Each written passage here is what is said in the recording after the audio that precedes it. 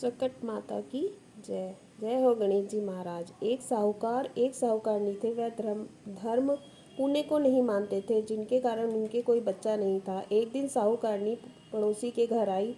उस दिन सकट चौथ था।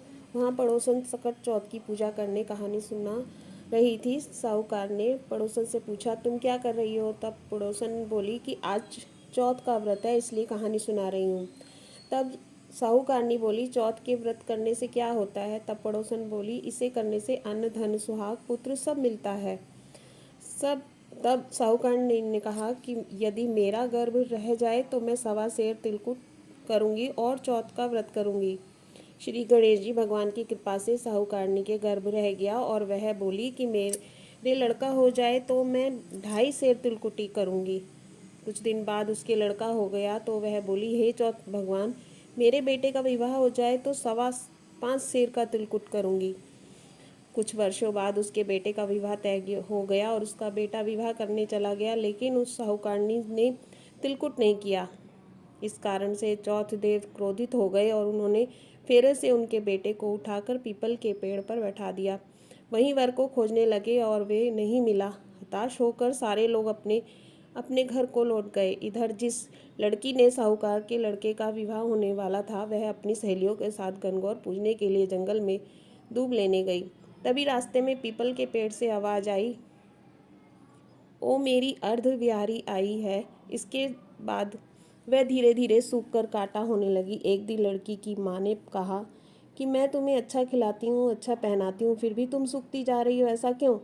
तब लड़की अपनी माँ से बोली कि वह जब भी दूब लेने जंगल जाती है तो पीपल के पेड़ से एक आदमी बोलता है, ओ मेरी अर्धविहारी। उसने मेहंदी लगा रखी और सेहरा भी बांध रखा है। तब उसकी माँ ने पीपल के पेड़ पे जाकर देखा, वह तो उसका जमाई ही है। तब उसकी माँ ने जमाई से कहा, यहाँ क्यों बैठे हो? मेरी बेटी तो अधब्याही कर दी, अब क्या लोगे? साहूकार का बेटा बोला, मेरी माँ ने चौथ का तिलकुट बोला था लेकिन नहीं किया, इसलिए चौथ माता नाराज हो गई हैं और यहाँ बैठा दिया। यह सुनकर लड़की की माँ साहूकार के घर गई। उसने पूछा, सकट चौथ का कुछ बोला है क्या? तब साहूकारनी बोली, तिलकुट बोला था। उसके बाद साहूकारनी बोली, मेरा बेटा घर आ जावे तो 2.5 मन का तिलकुट करूँगी।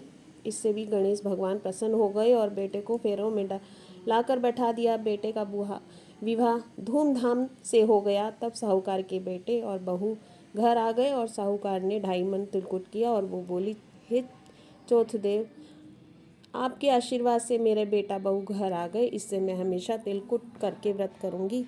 इसके बाद सारे नगर वासियों ने तिलकुट के साथ सकट व्रत करना प्रारंभ कर दिया। हे सकट चौथ, जिस तरह साहूकारनी को बेटे बहू से मिलवाया, वैसे ही हमको मिलवाना। यह कथा कहने सुनने वाले का भला करना। बोलो सकट चौथ माता की जय। जय गणेश जी महाराज। गणेश जी की कथा। एक बुढ़िया माई थी। मिट्टी के गणेश जी पूजा किया करती थी। रोज बनाए रोज गल जाए। एक सेठ का मकान बन रहा था। वह बोली, पत्थर का गणेश बना दो। मिस्त्री बोली, जितने हम तेरा पत्थर का गणेश कहेंगे उतने मैं दीवार न चिन लेंगे। बुढ़िया बोली, राम करे तुम्हारी दीवार टेढ़ी हो जाए। अब उनकी दीवार टेढ़ी हो गई। चीने न ढहवे। यह कहते कहते इस तरह करते करते शाम हो गई। शाम को सेठ आया। उसने कहा, आज कुछ भी नहीं किया? वो कहने लगा, एक बुढ़िया आई थी, वह कह रही थी, मेरा पत्थर गणेश का गढ़ दो। हमने नहीं गढ़ा तो उसने कहा, तुम्हारी दीवार टेढ़ी हो जाए। तब से दीवार सीधी नहीं बन रही है, बनाते और ढह जाती।